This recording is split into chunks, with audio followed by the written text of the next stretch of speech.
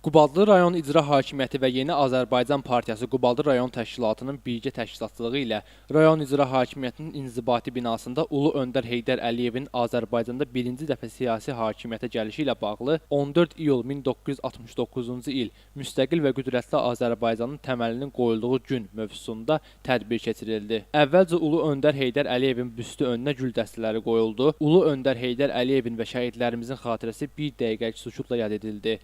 Tədbirdə ümummilli lider Heydər Əliyevin həyat yolundan bəhs edən videoçarx nümayiş olundu.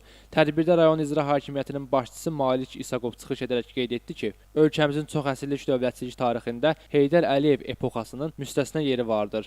Ulu Öndər Heydər Əliyevin Azərbaycanda birinci dəfə siyasi hakimiyyətə gəldiyi 1969-cu ilin 14 iyul günü xalqımızın tarixi taleyində oynadığı misilsiz rolu ilə daim xatırlanır. Bu tarix Azərbaycanın xilasının birinci mərhələsi, xalqın özünə qayıdış tarixidir. Dünya şöhrətli siyasi xadim öz müdrik fəaliyyəti ilə müasir tariximizin ən şanlı və parlaq salnaməsini yaradıb.